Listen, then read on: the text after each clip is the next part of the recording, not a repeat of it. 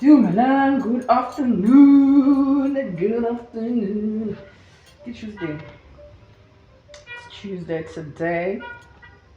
And it's planning today. My plan today was to just chill and do nothing. But then, hey, alright. Bumper, we need to get this message out.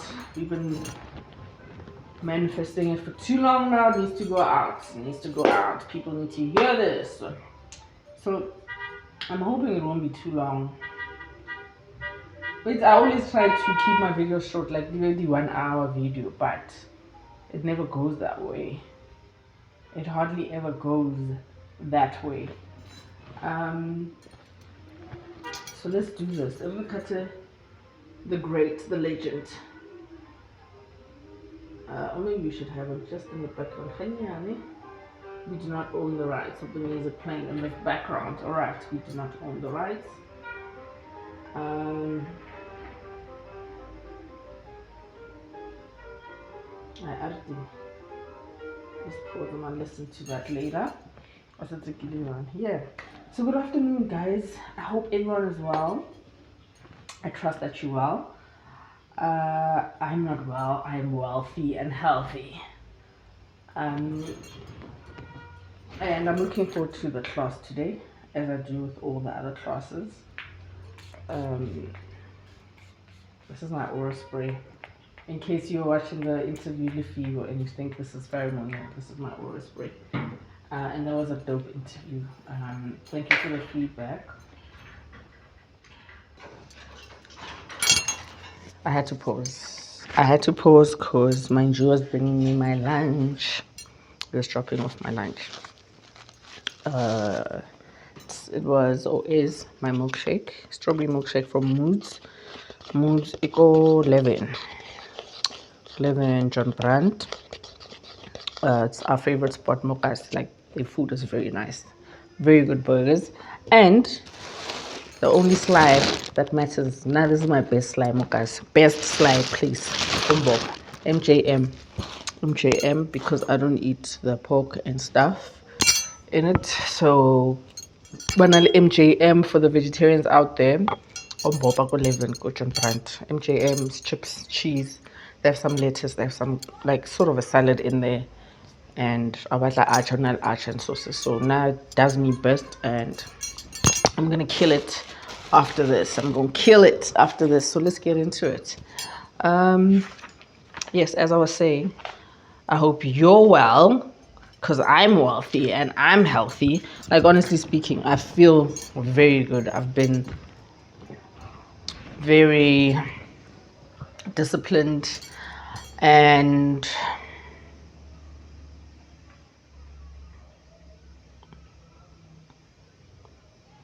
intentional in my getting better. So my headaches are healed. I'm gonna say that I'm healed. I had to heal myself of these headaches. I had to get these headaches out of my system. So today's class, which I think it will be continuing, right? Today's class or video, it will be and yes, I'm keeping the background because, as I promised, for this month of August, I'm gonna have some male guests coming through, people that I know, and I'll be interviewing them just to get male's perspective, but more than anything, just to give the men a chance to speak up, because we are so quick to make it all about us as women, and the world is doing that, right? Because the world is trying to serve women as it's disserviced us in the past. So in that, and which we appreciate, however, we are neglecting our men. We really are. We are neglecting our men. So class today topic self-love and self-initiation. So I can call it self-love, self-initiation. And that's why it will be a 3-4 part class, because it needs to carry over, and because it's also very vast. So our scripture for today, 2 Timothy chapter 1 verse 7, and it reads, God has not given us a spirit of fear, but of power, love, and self-discipline. 2 Timothy chapter 1, verse 7. God has not given us the spirit of fear, but of power, love, and self-discipline. And after writing down the notes for the class this morning, because that's my plan, when I say I'm not doing anything, I obviously between 6:30, 6, I'm up. Now, and then in the mornings I do my yogas. Monday to Friday I do yoga. After my yoga I do my bath. After that I go back into bed. I chill in bed. I do everything in bed. I watch whatever I watch in bed. I eat my meals in bed, and I'm resting. We have to learn that rest is also you working. If you are resting, you are also working, because it's one of the 7 tools of abundance. Rest is one of the 7 tools of abundance. So it's communication, air, dreaming, and. So while I was trying to rest, then I got compelled, or the nudge, to say, hey, let's write the class down. Let's do the lesson. So I was like, okay, but I'm going to do it today so that we can do the class tomorrow. Ngayenza mangiqeda lapho, they're like, okay, we must do the class today. So yes, I've been manifesting it for days. So while I was doing this, because I'm using this journal that I've had for like a year, the first notes that I wrote down, I could call it a poem, go this way. For the most time, doubt is always and has always been present in every goal, idea, and plan. What has made me persevere has been me proving my parents wrong. Proving them wrong to still not get the attention I've been seeking all my life. I am not who they expected, nor am I what they want. All I am is someone that they need. I need to start being all that I can be to myself, for myself. I am awaiting a voice that reassures me. Am I awaiting a voice that reassures me in being worthy? Where do I think this voice will appear from? And I think I remember writing this down, and I was writing this down as a way of just expressing my own emotions towards myself, right? Being honest with myself.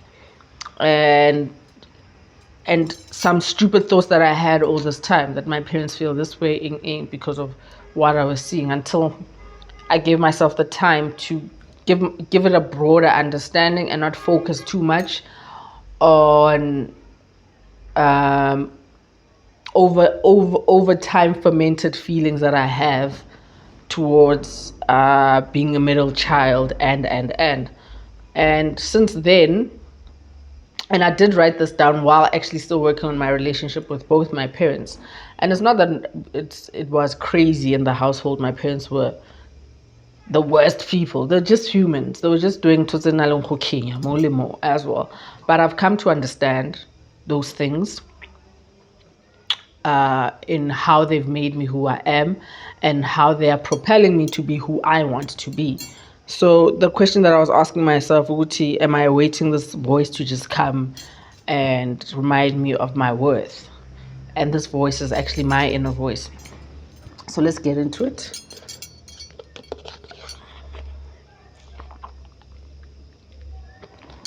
See, it's even matching. I didn't ask for this flavor. He surprised me on my lunch. He just said, I'll get you lunch today, because today I'm not cooking. I'll get you lunch. So he didn't ask if I wanted strawberry, and here it is. It's matching with my outfit. I wasn't dressed when he left because he's been out to work.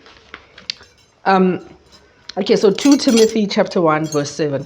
God has not given us a spirit of fear, but of power, love, and self-discipline. So as always, we have to look for the meaning of the word, and the meanings or the definition of the first word being fear. Fear is something that causes distress. Then we went on for the definition of distress. And distress is extreme happiness, or should I say great physical pain. And also it's poverty. Poverty is also another word that describes distress is poverty. So another way that describes poverty in turn would be distress too. And then poverty the definition for that word is the state of being without enough food or money, or lack of, or scarcity.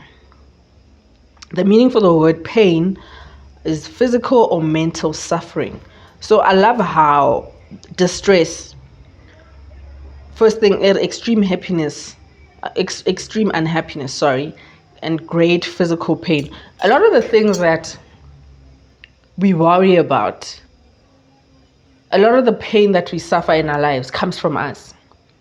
We causing ourselves a lot of the distress that we face in our lives.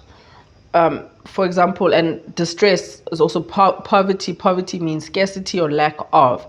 Most of the time, we face these physical pains, even illnesses, because we are lacking something.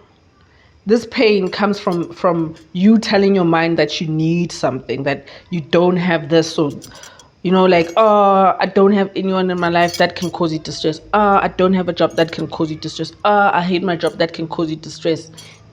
So a lot of these things that we go through and we put our bodies through, our bodies through that. We put ourselves through a lot of the things that we don't need to put ourselves through, because the scripture said, God has not given us a spirit of fear.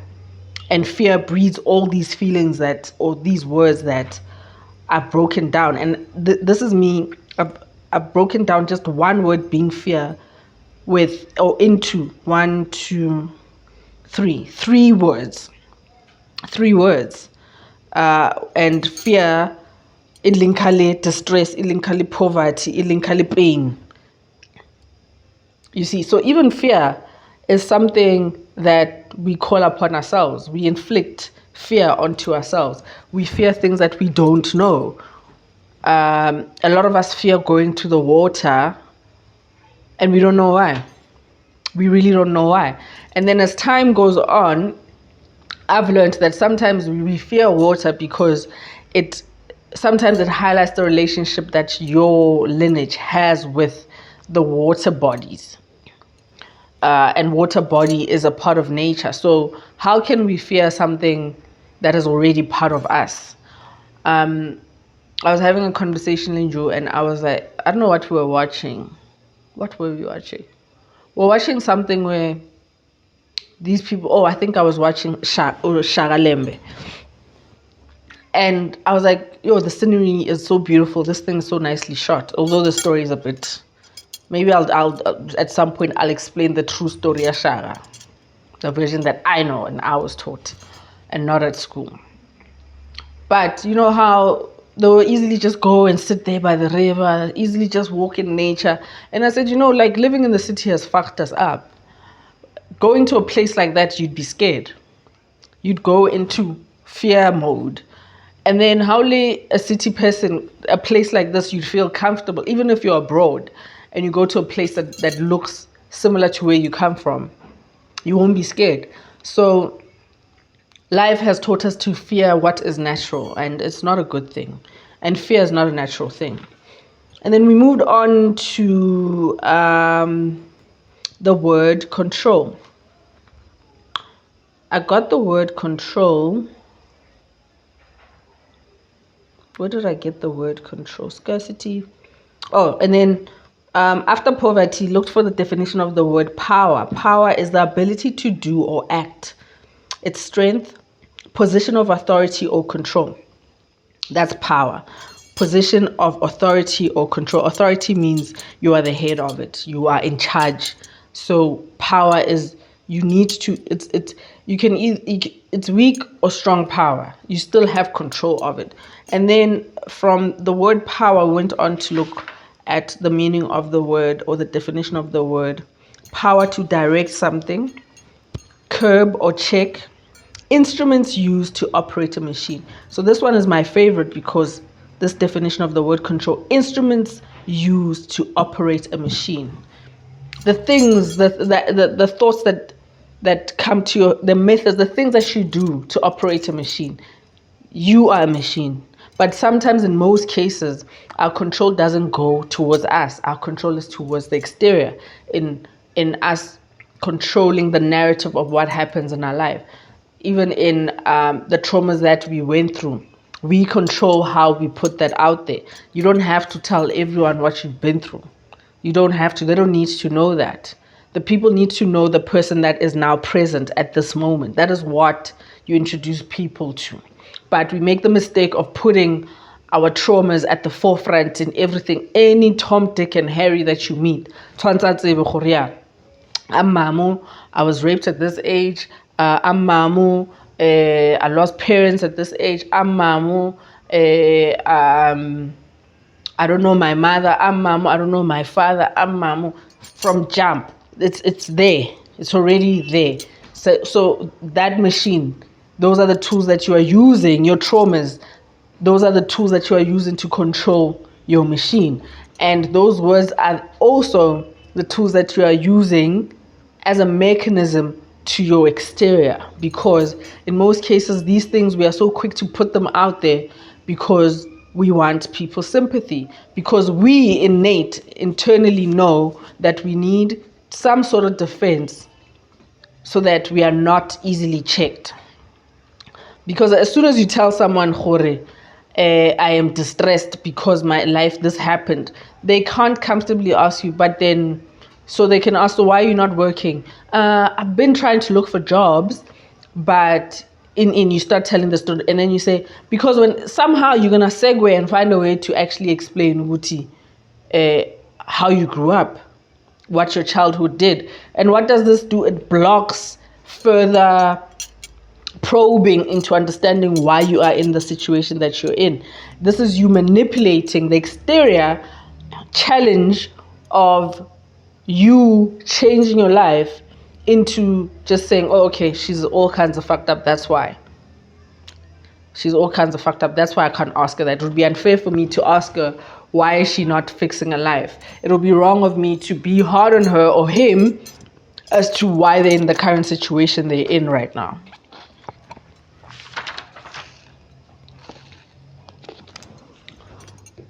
The next word is love. Love. Definition or meaning is have great affection for, feel sexual passion for, enjoy something very much.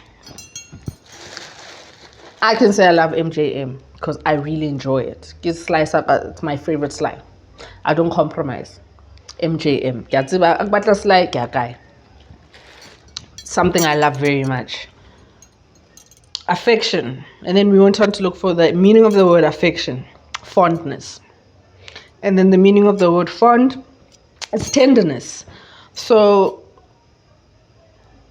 just looking at the word love, to have great affection for. We're so quick to want to be loved, but we don't do that for ourselves. How often do you give yourself affection? How do you give yourself affection? Because for us, the misunderstanding of affection is with someone. You being affectionate towards someone, be it a lover or even a child or a relative, affection. That's as far as we take affection to. We take affection as far as showing other people. But we hardly ever think to show ourselves affection. So now my question is, because I'm questioning this whole thing of,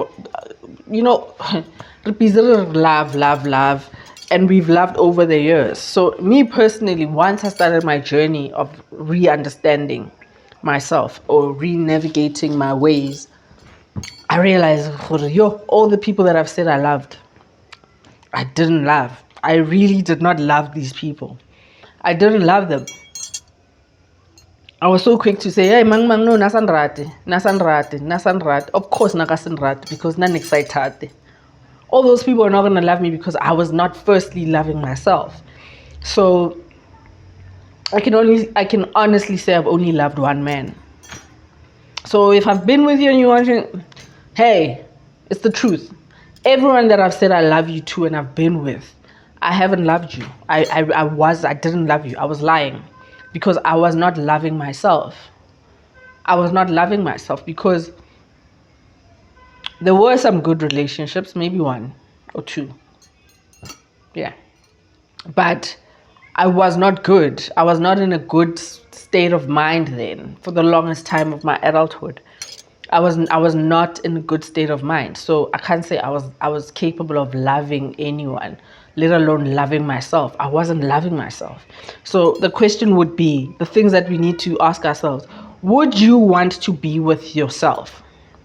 Wait, let's start at, do you like yourself? Do you like yourself? If you were to meet you today, would you like that person?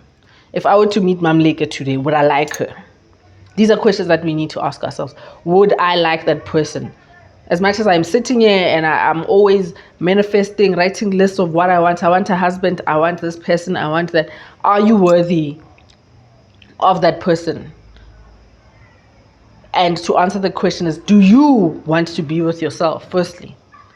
And in most cases, people will say no. If they are honest with themselves, they will say no because they know the fucked upness that's still in there. They know the brokenness that they still keep in there. Because, as a human being, whatever you do, you are conscious of what you are doing. You are very aware of what you are doing. And people can pretend. Tonally, people who drink, for example, and then they just loose, or they do the most obscene things ever, and then tomorrow they'll wake up and say, I said, like, give us so hakinwele. I said, like, wena. You wanted to do those things. So the alcohol was a tool that you use so that you can be able to express those things. And because you've chosen that method, you've told your mind to wake up forgetting everything that you did the day before or the night before, whatever, so that people can come and tell you exactly what it is that you did. You did this, you did that. And why would you be comfortable in that type of nonsense, where every time next day you are told of what you were doing and you claim to not remember? I call that out. That's bullshit. That is utter bullshit, because that is traumatic. Just waking up and not knowing what you were doing the day before, and then you're gonna be okay with doing it again. That is crazy. You know exactly what you're doing. You go into it knowing exactly what you're doing. You go into it so, and today if they fall into my trap. So that tomorrow you can say, it wasn't me, it was the alcohol. It wasn't me, it was the drugs. It wasn't me, it's the stress. It wasn't me, I'm so angry. Another question, so it's three questions. Do you like yourself? Would you want to be with yourself? And why? Why would you want to be with you? What is it about you that would make you worthy of being with you? What is it about you that would make you worthy of being? And it shouldn't be anything exterior. Don't say because I'm beautiful. Don't say because I'm well accomplished. Don't say because I'm a nice person. That's come, guys. We need to start being real. There's no such thing because I am a nice person. I don't believe anyone who comes and tells me, "Oh, I'm a nice person. I'm actually a kind person. I'm actually no." Let me decide. I've always had an issue with people who come and tell me how nice they are or whatever they are. No, let me decide. Don't choose for me. Why block? That means you are the opposite. So the scripture, let's just recap on it. God has not given us the spirit of fear, but of power, love, and self-discipline. Power, love, and self-discipline. These are things that, have you noticed that we are so quick to give to other people? We're very quick to give this, because it says God has not given us the spirit of fear. We're so quick to give this energy to other people. We're so good to give these other people power over ourselves. And again, I'm always going to keep mentioning having a job. If you're a 9-to-5er and that's the career that you want, that's the skill that you want, that's the career path you want, good on you. Do what makes you happy. I'm not judging you. But, however, power, love, and self-discipline, it is still you also handing your power over to someone else. And you have to choose to give your power to someone else. For example, being a wife that doesn't have a job, that's a stay-at-home parent. You are giving some sort of power to your partner. That goes with trust. That goes with you knowing that this person has your back and they understand, and there's a balancing there. That's you giving that power.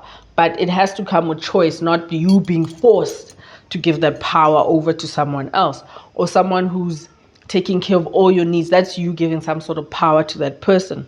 Or someone educating your child, that's you giving that power to someone else. Going to your doctor, and that's you giving that power to someone. And there has to be some trust in it, but people have to earn it. You need to go into it educated of this power that you're giving to the next person. And in most cases, after we give this power away, that's only when we start finding out, okay, did I make the good choice or not? The only way to find out if you can trust someone is by trusting them. The only way to know is by giving them that leeway so that they can prove themselves. That's why, for example, with me, before I even do any work with you as your spiritual life coach or healer or doula or whatever, there's a phase of assessment that we go through. I assess people for the longest time. I assess you for however long, because you can see how people would rush and want to say, okay, Coco, I'm going to call you at this, I'm going to need your services at this time, and then when the date comes, it doesn't happen, something happens, and then something else happens, and then something else happens. It is still assessment that's going on. And a lot of these don't come to fruition because I have made the conscious decision of the type of power that I am handing over to the people that are coming to me for help. Right? And which also leads to love and also leads to self-discipline. So self-discipline comes in me not being a slave to money as well. I can go for months without having a patient, and I'm okay with it, and I'm still taking care of it. That's the type of power that I have chosen to give to myself and my God and my guides. So when things go wrong, if I had given my power to being greedy and money hungry, I'd be distressed half of the time. I'd be very stressful. How I'd be every day. No, it's because I have given the power. I have the power to attract the type of people that I want to help. So that is me choosing the type of love that I want to give into my work and whoever I will be working with. So my assessment, they can take for however long. I have a lot of people people can come, and I still need to come and consult, but they'll come for other things. They need medicine for this, you give them the medicine for that, they need that. And I need to go into things with that understanding, because I made the decision. And that decision comes with power. I made the decision on the type of work that I want to do and how I want to go about it. That's the power that I have over my work. I don't have the whole thing. I don't believe in that shit. There's no such thing. There is no such thing, because it is still me. It is still me. And I have chosen to define it in ways that actually suit me. And because of that, there's still phases, there's still demands of self-discipline that need to go into it. I still need to be disciplined in the power that I've chosen to give and the power that I'm choosing to take in. So these are things that we usually and normally just give to other people. Self-discipline. So power, love. We just so quick to give love to the next person. Like just give people love. I love you. I love you. I love you. I love you. We're so quick to say I love you to people that people we don't even know.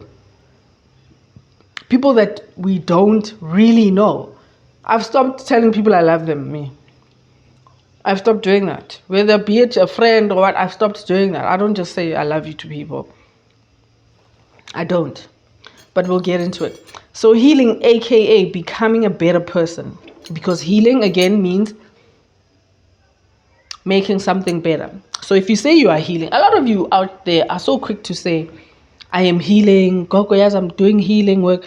No, your healing work is you just focusing on the shit that went wrong with you. You have that misconception that healing means I need to focus on this list I have on all the things that happened to me. Oh, there's how do I feel about this? Have I forgiven the situation? Oh, there's how do I feel about it? Have I forgiven it? That is not healing. It's part of it.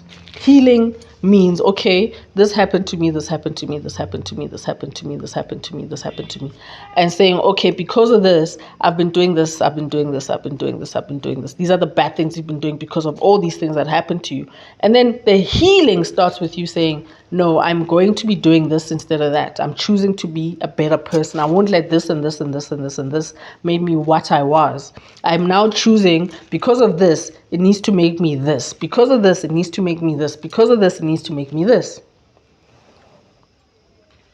Healing, aka becoming a better person, requires a lot of honesty. The honesty part, guys, is very deep. It's very strong. It is very deep and very strong. The honesty part.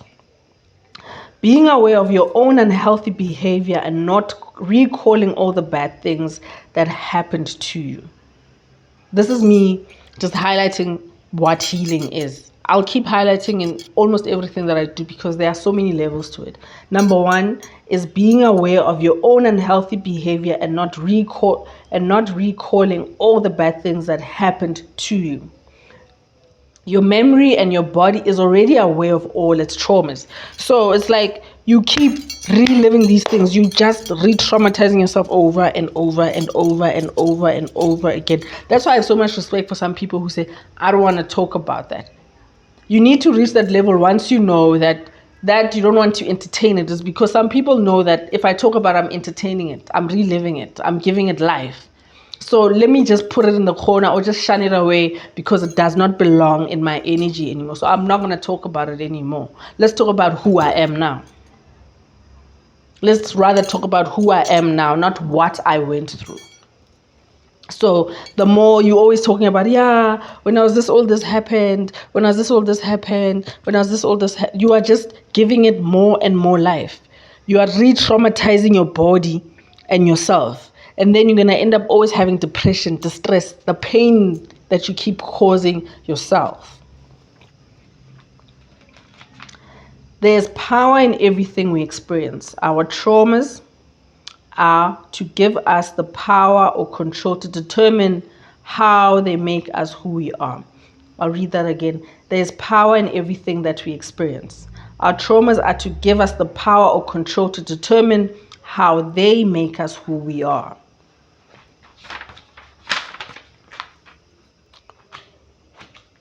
I wanted this to be as short as possible, hey? Okay, you cannot always blame your traumas for behaviors that are selfish or negative to other people around you or to those around you. You know, where you do something and someone calls you out on it and you're like, you can't blame me because, this happens because guys, everyone has been through shit, hey? There is no human being that you'll meet that cannot tell you something negative about their past or upbringing. Facts. There is no living person that has no traumas in their life. So, for example, so you cannot always blame your traumas for behavior that is selfish or negative to the people around you. For example, abandonment trauma can make someone needy or dependent on any or every show of kindness. If you have abandonment issues, because you're not dealing with those abandonment issues, again, because you're not being honest with the things that happened to you. Okay, my dad left me when I was this young, because I'm not seeing that as, oh shit, this is making me act this. This is not a good thing. Then you ask a question, how do I make sure that I do not become that person or that does not affect me for the rest of my life? When you start working on that thing, you are able to avoid things that make you, like this example, very needy. You are so dependent on other people to serve you and do right by you. because you are so quick to relive this trauma. You are just always waiting for someone to disappoint you because you have these abandonment issues. And because of this, you are going to be so needy on anyone who shows you the opposite of what you think you are, the opposite of being abandoned, because you are thinking, good, you deserve the shit that you went through. You're a piece of trash. That's why you were raped when you were a child, because you deserved it. So that's going to cause you to what? To now give any Tom, Dick, and Harry your vajayjay. Just give it up like that. Or just have sex with any woman out there because you were maybe molested. Or because your mother didn't give you the love that you deserved as a child. So what are you going to do? You're going to look for that type of love by also maybe dating older women. And she's not the right one if she's giving you good treatment because she does not represent or resemble your trauma. So we are always just out there reliving our traumas, which also attracts our traumas back to us. Anything that does not look like your trauma, you won't want. That's why it's hard for us to accept people who are good for us. Friends, colleagues, bosses, jobs. We don't want a job that is peaceful because we are not peaceful ourselves, for example. We don't want to work in environments that are not peaceful because we are not peaceful. As soon as you go into a place that is peaceful, you'll be like, nah, there's just something about it. It's not me. I didn't feel comfortable in that place. But then if you get to a place that's hostile, you'll feel good to be in there because it's giving you the challenge to now go and prove yourself, to keep proving yourself. So this thing that I read in the beginning of my relationship and feeling that I need to keep proving myself to my parents, it has also breeded me attracting bosses that were shit. In the past, my bosses, most of them, if not all of them, were shit bosses. Very shit bosses that wanted you to always prove yourself and then wouldn't give you the acknowledgement that you needed. They wouldn't give you the big up. So now this type of example of feeling the abandonment and that makes you needy and depending on any show of kindness from any person. A guy can just come up to you and say, hi, how are you? Just because we made a seat and he was kind to you. So what? Just because he's showing kindness. Just because he's not an asshole. He's being nice to you. Now you're like, oh, it's meant to be with this person. So this kind of behavior can cause you to want to control the people around you, to avoid them choosing to not be what you feel you need from them. So this can cause you to want to control each and every relationship in your life, how each and every person in your life behaves, how they behave, how they carry themselves. You want to tell people how to be. You want people to be how you want them to be to suit you because of these type of issues. For example, you would make sure that each and every person suits your trauma. This is by you lying, you hiding certain things about yourself from people, and just agreeing to be what people say they need. Half the time in relationships, people tell us who they want. A lot of the time, many times, they tell us who exactly they want, the ideal partner. And something in you tells you, no, that's not me. But there's a big part of you they'll say, no, that is me. I can do that. I can compromise that. I can compromise. There's a part of you first thing, okay, that ain't me. But for you, I can do that. You tell yourself, I can do that for this person. I can definitely be that for this person. When you claim that people abandon us, when we claim that people abandon us, it starts with us firstly abandoning ourselves by giving our self-discipline away. So for the rest of this video lesson, I'm just going to read the notes that I wrote down because I don't want it to be longer than an hour. So we have like 20 minutes. I'll read it again. When we claim that people abandon us, it starts with us firstly abandoning ourselves by giving our self-discipline away. So now going back to definitions. Definition of love is having great affection for, or feel sexual passion for, or enjoy something very much. Now love making. This is why it's so easy for us to use sex as a form or tool to experience love. As soon as we sleep with someone, we're in love. Sarabatuba in love. As soon as you have sex with someone, it's easy for us to want it to go that way. You can start with someone as a shag buddy, but then somewhere it's gonna lead to love or feelings. We are so quick to just act on that because it's supposed to be an act of love. Because we are looking for love, we are so quick to go and get it however we can. This can mean just intercourse too. And this is why we end up feeling empty after random intercourse with people we don't know. With people we don't know, they don't want to hear anything from you. Or you've like just given or felt affection from someone who really wasn't even about that. Just because of abandonment issues, or you not wanting to deal with these things of lacking in you, you not wanting to deal with yourself. We use sex because we would rather believe what we see or hear rather than what we feel.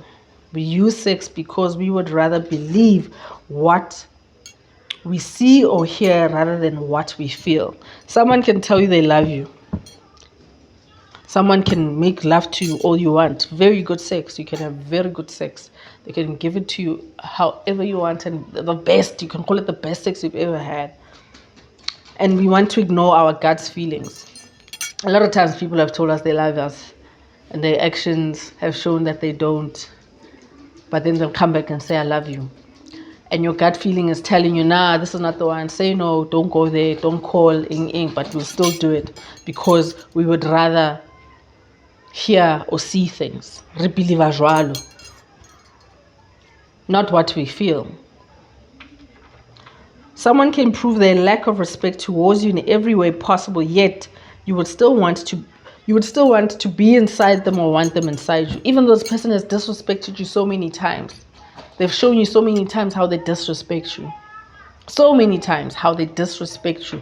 For next, how next but you will still be comfortable with just giving it up to them. You'll still be comfortable sleeping with that woman or sleeping with that man. Our biggest fear is self.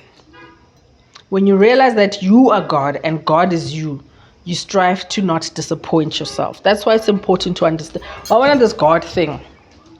If you believe that God is something that's outside of you, you can easily just throw away any type of responsibility. When things go wrong, you can say, God has forsaken me. You're not looking at all the decisions that you've made that have led you to that certain situation. Because we need to grow the fuck up. The things that happened to us as kids, we were kids. Now that you're an adult, how are you still having the childlike conversations as an adult? And you still expect the world and your life to treat you as an adult, yet you are not taking responsibility as an adult of the situations that you end up in. And to say, nah, I fucked up there.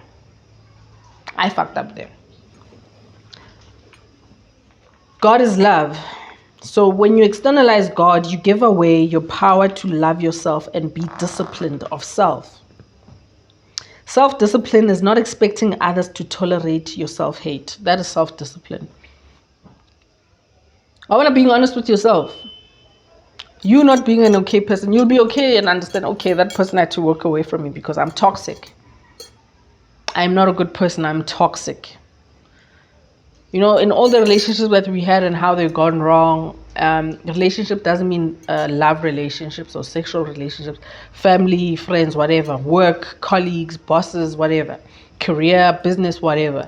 You need to be able to sit down and say, that went wrong. Yes, this person, it wasn't going to work because motoso, but Linna, wrong. So you need to be able to reach that level of consciousness, of self-awareness. Self-discipline is not expecting others to tolerate your self-hate. Self-hate is you not being honest with yourself enough to correct your wrongdoings, where you are forthcoming to someone, I'm sorry I did this, I fucked up by doing this. So a lot of you out there, we're so quick to just say sorry. We're just so quick to say sorry. As soon as we see someone is not receiving what I did or said or whatever, they didn't like it, they don't want to entertain it, or they called you out and it caused a fight, you're just so quick to say sorry. But that sorry needs to come with you understanding what you're apologizing for, understanding what you did wrong and where you went wrong. You first need to sit down and say, okay, where did I go wrong with this? Only one, and diagnose and dissect that whole thing, collapse the whole thing from beginning to end, so that when you come to this person and say, I'm sorry, if they ask you, what are you sorry for? You don't just say for hurting you. You don't just say for disappointing you, for not listening to you, for assuming. No, you go there saying, I apologize. And you being honest with people and saying, I am sorry for A, B, C, and D. So, personally, even my own personal relationship, there was a point where I was just looking and ready for nigga to fuck up. I was just ready for him to fuck up in all ends. But I had at some point to sit down and say, no, man. I had to sit down and look at my patterns of doing things and understanding why I did those things. Because of my abandonment issues with my parents, I was expecting him to always do something wrong. And in his wrongdoings, I wouldn't come with understanding his background and where he was coming from and why he would act that way. So I would go there in attack mode instead of, sometimes it's better to start off with yourself and to say, because of my abandonment issues, I always just waited for you to disappoint me. I always took us breaking up as this and that and that. And then coming back, I would still come back expecting that because of this and this and that. So self-discipline is not expecting others to tolerate your self-hate. Self-discipline is being able to tell people why you keep them in your life. You need to be honest in telling people why you keep them in your life. Why are you with me? If someone was to ask you, why are you with me? You have to be honest. Uska fitla. Why? I feel secure because you're so hardworking. You believe in what you're doing. I see a future in what you're doing. And looking at you work this hard is actually motivating me to do something about myself. It keeps me on my toes all the time. And being upfront. If rata chelete, for example, if ulumuto ratang chelete, be upfront about it. Nak rata chelete. El muto abon khor okay. O rata chelete.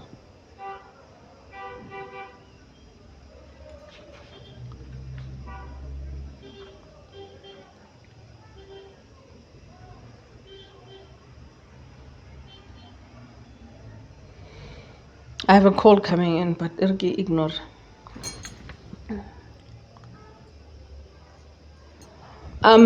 Self-discipline is knowing that we choose people for how they benefit us. So you need to be honest with those things too. We also choose people who remind us of what is comfortable. And this can be the traumas that we keep giving power to by being stuck in the pain that they caused. The pain that our traumas caused.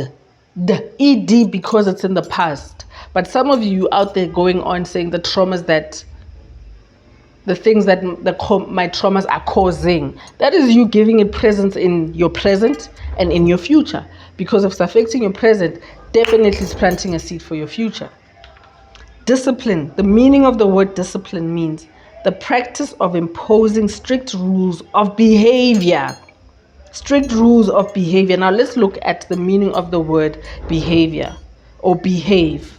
It's an act or function in a particular way. To act or function in a particular way, conduct, or how you conduct oneself. Conduct, the word conduct means management of activity. How you conduct yourself. Management of activity, the things that you are doing that represent you. Discipline is the practice of imposing strict rules of behavior. This can be with attempts to improve the behavior of oneself by training or rules. This is also under the definition of the word discipline. So it's the practice of imposing strict rules or behavior or attempt to improve, make better, meaning to heal the behavior of oneself by training or rules. Training, calling yourself out and shit, saying, nah, that's wrong, Mamu, that's wrong. Stop doing that. That is wrong. Stop doing that. I can't do that. I need to stop. That is self-discipline. That is training. So training means you're going to be doing it and doing it and doing it. Practice makes perfect until it stops, until it becomes what it needs to be. So you also need to give yourself the patience of going through the journey. It's a process, this thing. It's a whole process. But we're so quick to say, I am healing, I am healed. It's never ending. Self-love is a never-ending journey. Self-love is a never-ending journey. Self-love is not just you buying yourself flowers every month, or doing the face mask, or wearing what you want to wear, going where you... That's not self-love. Self-love is being honest with the things that make you, or could easily make you a bad person, and can easily make you regurgitate these traumas into whoever is around you. You becoming your traumas. That is self-love, and it's never ending. I'm going to read this again because the biggest part of this whole thing, the power, this is something that we are gifted with as human beings. We have the energies of love, self-discipline, and so these are the energies that God gave us, of power, self-control, power, you choosing how things should be, love, and self-discipline. So self-discipline is the strongest one. I'll read it again. The practice of imposing strict rules of behavior. Number 2, attempt to improve the behavior of oneself. Meaning of behavior is act or function in a particular way. Conduct, it can also mean conduct, and conduct means management of activity. So each and every single thing that you do affects your behavior. So if these things are not okay, then you are not loving yourself. That's not self-discipline. Training or rules. Life is all about rules. They're natural. They are rules. Like, what are they? The 7 laws, the 7 universal laws. They are rules, guys, in this life thing. Everything, what you put out, you will receive. What you put out, you'll receive. So this is class. I guess it's the first part of our class, because hey, this thing, it goes into a lot of things. And the reason why I called it self-love and initiation, because initiation for me is you knowing yourself better, is you getting to know self, making the time to know self, and you getting to know self. That is a form of self-love. That is you self-loving yourself. So guys,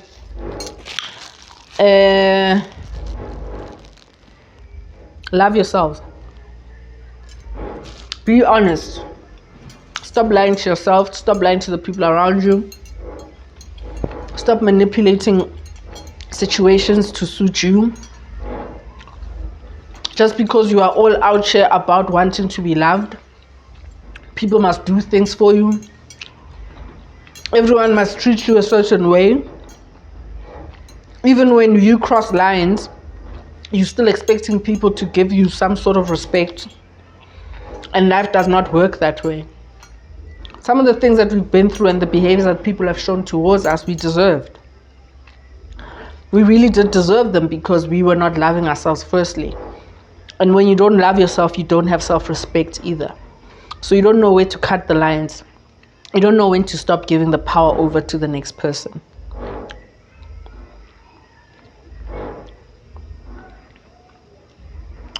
Self-love is not doing rituals.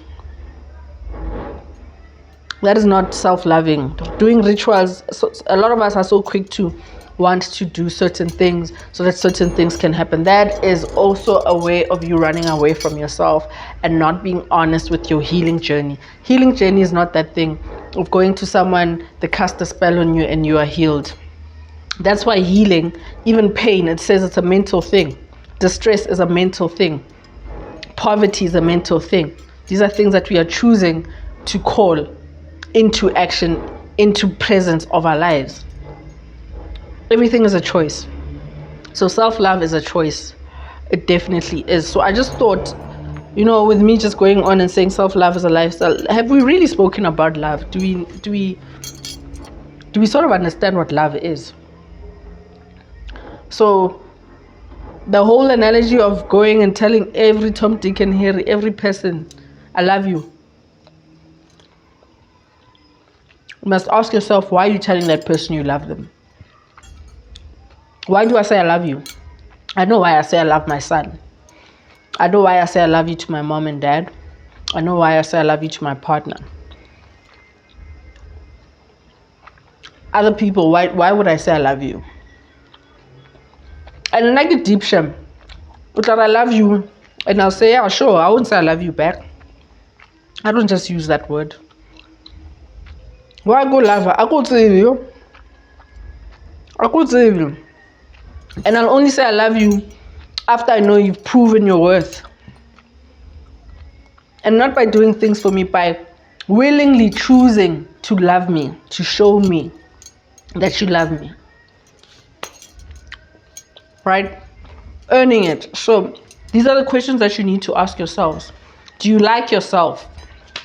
Do you like yourself? Would you want to be with yourself? What about yourself would attract you to you? But the first question being, do you like yourself? So I'm closing again with the scripture.